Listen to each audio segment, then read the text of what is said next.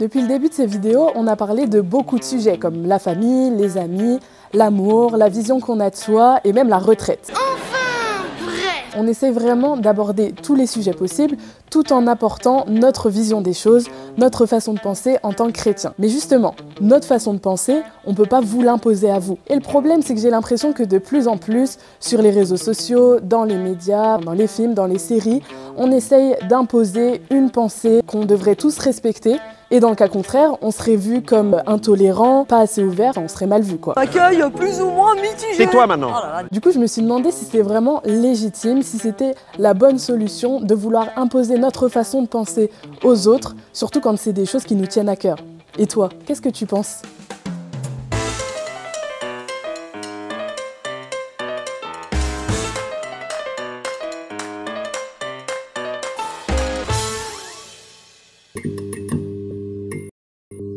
Bon ok, je sais ce que tu te dis, je me lance dans un sujet compliqué, délicat, mais t'inquiète pas, tu vas voir par toi-même, installe-toi confortablement, tout va bien se passer. Maintenant que ça c'est dit, on peut vraiment commencer. La première chose à dire, c'est que tout le monde est libre de penser ce qu'il veut et d'avoir ses propres convictions. C'est très bien d'ailleurs et c'est la base de la vie en société. Mais ce qui me gêne de plus en plus, c'est de voir des espèces de guerres dans la vie et sur les réseaux sociaux sur qui a raison et qui a tort, alors que des fois il peut y avoir plusieurs vérités ou plusieurs personnes qui ont faux. Prenons l'exemple d'un débat qu'on a tous vu sur les réseaux sociaux entre les gens qui veulent appeler ça un pain au chocolat et ceux qui veulent appeler ça une chocolatine. Alors du coup, qui a raison ? En fait, on peut pas vraiment dire, c'est toutes les deux des vérités. Moi, on peut pas me forcer à appeler ça une chocolatine, alors que toute ma vie, j'ai appelé ça un pain au chocolat. Donc au final, notre façon de penser, nos convictions, notre vérité, ça dépend aussi de notre éducation, nos origines et de plein d'autres critères. Tout est question d'équilibre. Il y a un adage qui dit que la liberté des uns s'arrête là où celle des autres commence. Et je pense que c'est une bonne façon de délimiter les débats.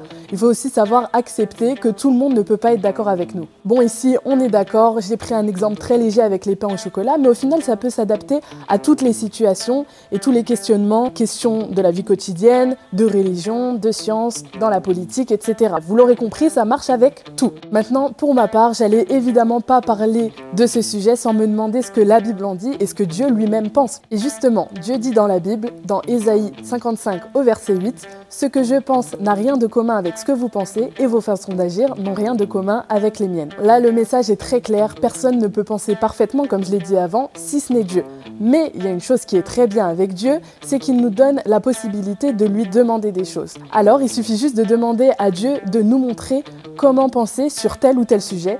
Comment lui demander ? Simplement en priant. Il suffit simplement de lui dire, comme à un ami, « Seigneur, qu'est-ce que tu veux que je pense de ça ?» Et Dieu peut répondre de plein de manières différentes, mais ce qui est bien avec lui, c'est qu'il répond dans tous les cas. Et si tu crois pas, je vais pas t'imposer d'y croire, sinon je contredirais tout ce que je viens de dire avant, mais je peux quand même t'inviter à essayer et à voir par toi-même. Bon, du coup, maintenant, tu sauras comment répondre la prochaine fois qu'on te dira « Et toi, qu'est-ce que tu penses ?»